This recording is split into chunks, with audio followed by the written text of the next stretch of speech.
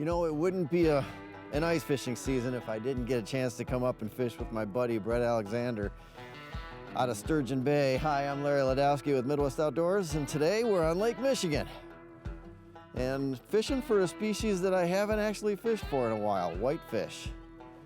Green Bay is loaded with them. We're up in Sturgeon Bay. We're fishing in about 80 feet, 60 to 80 feet of water, and Bret said, man, I've got these jumbos that are happening, and here's proof of it right here. Good old Sturgeon Bay whitefish. We're gonna try and catch our limit, which is 10, and have a fish fry. I'm not even he's just dragging. Yeah, one thing cool about fishing this deep water is you get a really good fight for a long time. I'd say. I'm using this Fluger inline reel. It's got a quick release, which is really nice to get the bait down fast. Come here, buddy. Jeez. Oh man, Bret! Lost him? Right at the top. Come Look, on. there's my bait. I couldn't no. get his head right up the hole. All right, I'm gonna bring this guy up slower this time. Doubled up, Nate's hooked up. Nice, Nate. You know, we're fishing really late in the season here. This is March.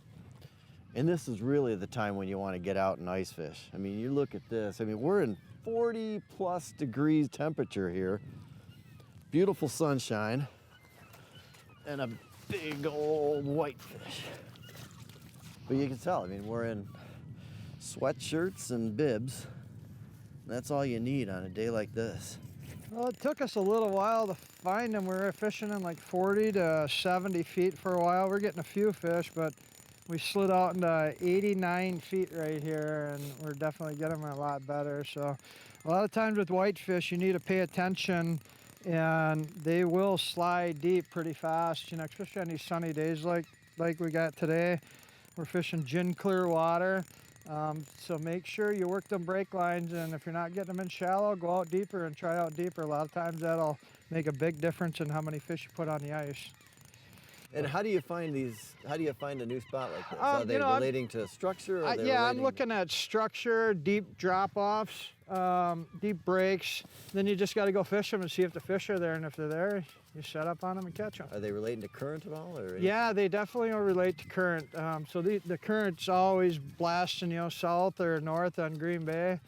So they'll set up on the structure. Like if it's coming south, they'll usually set up down on the south side of the structure. It's coming from the north. Really? Yeah, so Wow. they like to funnel up and down the edge of the breaks, but I'll see a lot of times that one side of the structure will do a lot better than the other side. Definitely coming through now in little pods, eh, Larry? Yep. You go a little while without marking one, and then a big pod of them will roll through, and you catch a couple. And one thing about whitefish, they are absolutely delicious eating. It's one of my favorite freshwater fish to eat.